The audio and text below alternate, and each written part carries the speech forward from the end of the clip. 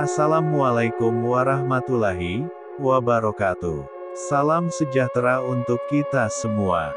Kali ini berjumpa lagi dengan KFF TV. Yang belum subscribe monggo di subscribe dulu, karena ini adalah gudangnya cerita horor misteri. Mau tahu keseruannya jangan di skip, ya. Penulis cerita, Sultan Diko. Pak Hakim, Aku Bukan Pembunuh, Part 7.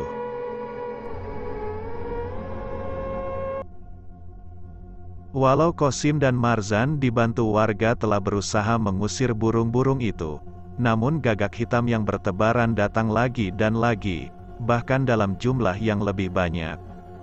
Sebagian warga memilih pulang, karena selain aneh kejadian semacam ini belum pernah terjadi, hanya menyisakan beberapa orang saja yang masih bertahan untuk membantu proses pemakaman sampai selesai. Kini Iem telah berpulang. Wanita malang itu tidak punya banyak kekuatan untuk menanggung semua beban yang dialaminya. Ketiga berandalan yang telah merenggut kegadisannya, membuat jiwa Iem terguncang. Sangat disayangkan pemikirannya begitu sempit. Sementara itu, Raisya masih saja tidak henti-hentinya menangis, bahkan sampai terseduh-seduh. Takdir terlalu keras memberi ujian padanya. Semua orang yang ia kasihi kini sudah tiada lagi. Raisya, ayo kita pulang nak, ajak Luna. Walau berat hati untuk beranjak dari lokasi pemakaman itu, akhirnya Raisya berlalu meninggalkan Iem di tempat pembaringan abadinya. Sesekali ia menatap ke arah gundukan tanah merah yang menjadi rumah terakhir seorang perempuan yang selama ini mengasihi dan menyayanginya seperti ibu kandung. Malam pertama kepergian Iem, nampak di teras rumah tingkat kedua kediamannya. Lami sedang duduk santai sambil menelepon. Sesekali terdengar gelak tawa yang penuh kebahagiaan. Entah siapa yang ia telpon. Melihat dari gelagat dan gayanya, pemilik suara di dalam telpon itu adalah seorang yang berperan penting dalam keluarganya. Makanya kamu pulang dong, Mama kangen, ujar Lami pada pemilik suara di seberang telpon itu. Tidak lama kemudian Retno datang menghampiri Lami dengan membawakan segelas kopi, minuman yang sangat disukainya. Ini kopinya, Bu Lami, ujar Retno, sembari meletakkan gelas kopi itu di atas meja. Taruh aja di sana, jawab Lami singkat. Itu siapa, Ma? Tanya pemilik suara di dalam telpon itu. Retno, pembantu baru yang kamu kirim kemarin. Terima kasih ya, kamu memang anak kesayangan Mama, yang tahu betul apa yang sedang Mama butuhkan, ujar Lami. Sepertinya Lami sedang menelpon Heru anak pertamanya yang bekerja sebagai sipil di lapas Nusa Kambangan. Iya dong Ma, jawab Heru, sepertinya ia tidak terlalu mendengar semua ucapan Lami barusan. Kamu memang anak yang berbakti kepada orang tua, tidak seperti Cipto.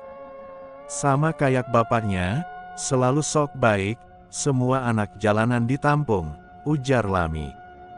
Oh ya, Ma, tadi kalau tidak salah dengar, Mama bilang ada pembantu baru, tanya Heru.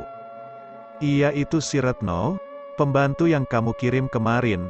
Mama suka, dia pandai masak, tidak pemalas, bahkan semua kebutuhan Mama, belum dipinta telah disiapkannya, ujar Lami. Sebenarnya Heru sedikit bingung atas kehadiran Retno yang mengaku bahwa orang itu adalah kirimannya, karena sejatinya hal itu tidak pernah ia lakukan. Namun karena sang ibu menyukai pembantu tersebut, ia tidak mempermasalahkan hal itu. Syukurlah kalau Mama suka pada pembantu itu. Oh ya Ma, Heru pamit mau kerja lagi, ucap Heru. Tut, tut, tut, telpon terputus. Tanpa disadari oleh Lami ternyata Retno menguping pembicaraan ibu dan anak itu. Seketika itu pula Retno menjadi marah, matanya mengeluarkan cahaya merah seperti api menyala. Rambut yang tadinya diikat dengan rapi, berubah menjadi acak-acakan. Sosok Retno kini memperlihatkan wujud aslinya sebagai kuntilanak Arumi. Namun tiba-tiba saja, Raisya berlari memeluknya sambil disertai isak tangis. Dengan sekejap mata Arumi berubah wujud kembali menjadi Retno. "Raisya kenapa menangis?" tanya Retno lembut. "Hiks hiks hiks. Biiem, Bu," hardik Raisya. "Ada apa dengan Biiem?" tanya Retno lagi. "Biiem meninggal bunuh diri, hiks hiks hiks," ujar Raisya diiringi air mata berlinang. "Sudah jangan menangis lagi.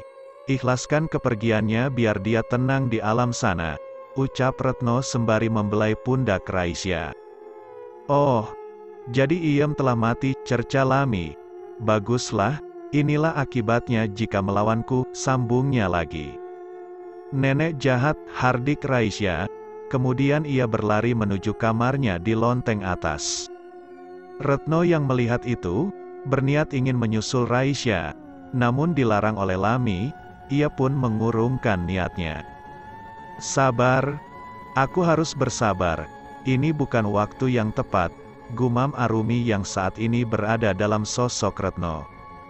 Sementara itu di sisi lain, Qasim dan Marzan seperti pada malam-malam sebelumnya. Aktivitas jaga malam di area pemakaman menjadi rutinitas yang harus dikerjakan. "Sim, menurut elu, ada yang aneh enggak sama proses pemakaman Iem sore tadi?" tanya Marzan pada sahabat sepenanggungan yaitu Qasim. "Zan, elu itu penakut tapi ngomongnya selalu yang serem-serem. Emang kagak ada cerita yang lain?" hardik Qasim memperingati Marzan. "Ilih, gue kan tanya doang, elu sensi amat jadi orang. Kita kan kolega, wajar gue nanya ke elu," ucap Marzan disertai alis yang naik sebelah. "Buset, bahasanya, laga bener kayak orang primitif aja," jawab Qasim. "Itulah gue Sim, sebenarnya gue ditakdirkan otak yang encer, namun nasib bicara lain." Tapi primitif itu apaan Sim?" tanya Marzan yang tidak mengerti makna dari primitif.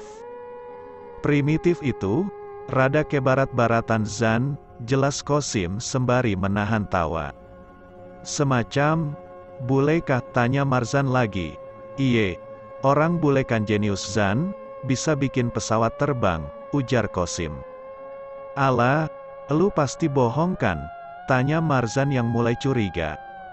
"Kita kan kolega, mana mungkin gue bohong," ucap Qasim. "Tapi kenapa hidung elu mengembang gitu?" "Hahaha."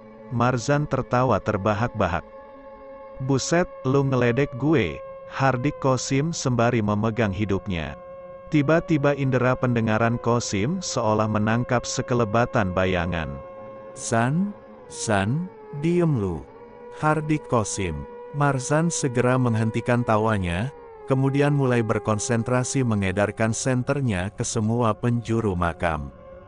"Zan, menurut elu, itu apaan ya?" tanya Qasim pada Marzan tatkala melihat sesosok serba putih tengah mencabut batu nisan di salah satu kuburan. Marzan menyeringai menatap sosok seperti perempuan berbaju daster berwarna putih, rambutnya terurai hingga menutupi wajah. "Masa iya, orang itu mau maling batu nisan, Sim?" tanya Marzan pada Qasim. "Buset, mana ada orang mau maling yang begituan. Ayo kita grebek dia," kata Qasim pada Marzan. "Tapi, tunggu dulu Sim, itu lihat dia seperti melayang di atas kuburan," hardik Marzan. Qasim bergeming, pori-pori meremang, tengkuknya terasa berat tatkala melihat sesosok itu bukan seolah melayang, tapi kakinya tidak memijak ke tanah. "Sim, kita pulang yuk. Gue merinding nih," bisik Marzan sambil menarik tangan Qasim dengan wajah yang telah berpaling. Namun Qasim tidak menjawab, tiba-tiba terdengar suara aneh. "Emang kita mau kemana Bang?" Marzan terkesiap saat mendengar suara seperti perempuan. Walau tetap dalam keadaan memegang tangan Qasim, perlahan Marzan memalingkan wajahnya. "Ilih, mimpi apa gue malam ini, bisa ketemu cewek cakep," ujar Marzan. "Kagak mau ngajakin Neng ke pojokan di ujung sono," timpalnya lagi. "Ayuk Bang, kita mojok ke tempat gelap sana," ajak perempuan cantik itu. Marzan merenggangkan sedikit tangannya, kemudian sosok perempuan cantik itu menggaet tangannya dengan mesra. "Aamboi, mimpi apa gue semalam bisa ketemu seorang bidadari," ujar Marzan dalam hati. Sementara itu Qasim terus saja mendekat menuju sesosok pencabut batu nisan, yang saat ini sedang menggali kuburan dengan cangkul di tangan. "Zan, kita berpencar, elu grebek di mari, gue dari ujung sana," ujar Qasim pada Marzan dengan wajah tak berpaling. Namun setelah cukup lama tidak ada jawaban dari Marzan. "Elu dengar kagak?" Kalimat Qasim terhenti, tatkala mengetahui bahwa Marzan tidak lagi berada di belakangnya. "Buset, kemana tuh orang?" ujar Qasim dalam kesorangan. Jantung Qasim terasa mau copot tatkala melihat Marzan tengah berjalan bergandengan tangan dengan sesosok kuntilanak. "Zan, elu mau kemana?" teriak Qasim pada Marzan.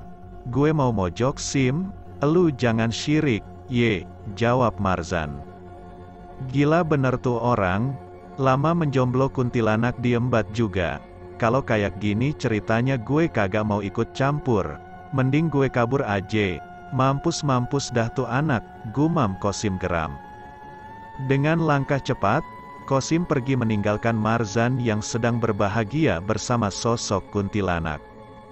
"Bangkitlah, bangkitlah." Suara riuh burung gagak mulai terdengar. Sosok Iem pun dibangkitkan dari kuburnya oleh Arumi. "Balaskan dendammu, agar kau bisa tenang di alam sana." Suara cekikikan yang menjadi khas kuntilanak seolah memenuhi pemakaman. Sementara itu, di rumah kediaman Lami, terdengar suara lonceng berbunyi sebagai tanda bahwa waktu telah masuk dini hari.